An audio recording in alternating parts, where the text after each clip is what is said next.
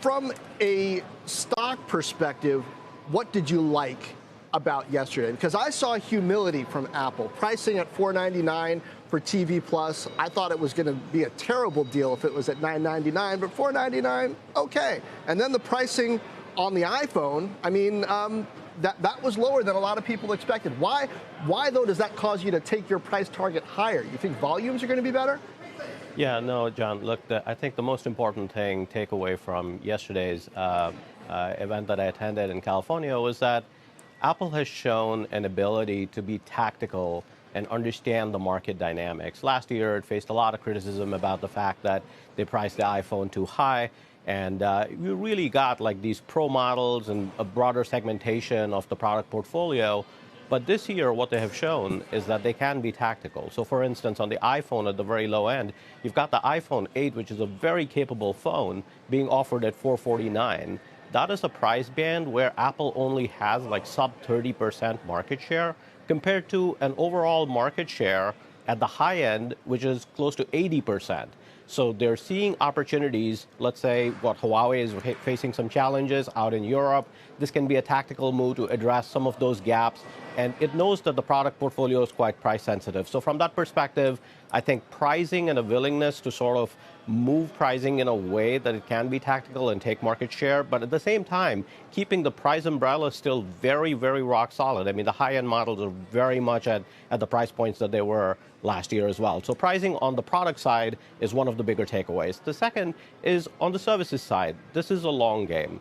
This is going to take time for them to build. They know they're starting off with a small portfolio of very good programs, but over time, they can really build this out. I mean, the content spend that they have and the ability to spend supersedes pretty much every other company out there. So the ability to spend and then take that initial sort of like teaser pricing out to something different over time is, I think, their longer-term strategy, which I think will be very successful for them. That's what really gives us confidence in moving that price objective there.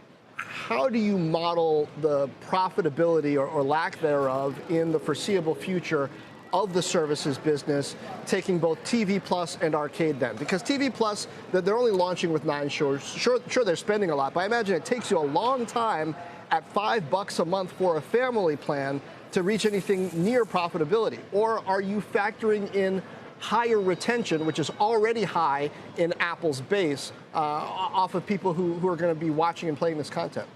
No, so I think the most important thing here is that over the next year, if you buy an Apple device, more or less most of their portfolio, you are able to get this TV Plus for free. So effectively what they are doing is just exposing an install base of purchasers, install base of billion, 200 million devices easily sold over next year in aggregate. So we're talking about that many people getting Apple TV Plus for free for a year. So yes, there is not a huge revenue contribution in the short term, but at the same time, where have we seen any other streaming service get access to 200 million starting from the get-go? I mean, Netflix has 160 million or so subs, and when you think about the amount of subs that potentially they can convert over a period of time, that can be very high. When you look at Apple Music, people were very skeptical about their ability to really drive and sustain these subs. But right now, you've got close to 60 million paying subs in just 5 years.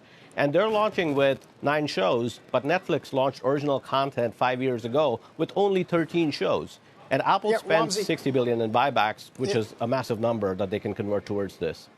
Your Netflix analog is interesting, 13 original shows back in 2013, but hundreds and hundreds of shows since then. And is that what you expect Apple to do as well? Yeah, I think it's going to be interesting to see how they evolve, right? They clearly have a balance sheet that can support massive amounts of investment. The point I was making about the $60 billion is that $60 billion that they do buybacks of 1 year is actually more than the cumulative spend on original content that Netflix has done since 2013. So they have the firepower, and they also know what people are watching, not necessarily in the same way that Netflix has built out over the last 5 years, but they do have a huge movie catalog that they can monetize and understand viewing dynamics from there as well. So what you have is they're going to mine that intelligence, they're going to make investments at a measured pace, but I do think that this is the long game. They have plenty of time to figure out what the strategy is, because offering at this promotional pricing is just a teaser. Over time, as they build more content, they really get to monetize this. Yeah. Wamsi, between the hardware and the services, you mentioned market share before. Is your belief that this is going to actually bring on new users? Yeah, absolutely. I think there is a big market share gap for Apple when you look at sort of the mid-range of the smartphone portfolio, which is high-end for most of the smartphone makers. But the mid-range, when I talk about sort of the $300 to $600 price point range, you have not really seen Apple go aggressively after that share. Historically, they've had very high share north of $600 and now north of $1,000, but you really have not seen them capitalize on this $400 to $600 range. And with $449 for the iPhone 8, I think that's very, very compelling. So they are going to build out their install base, which is ultimately the reason why they're doing this.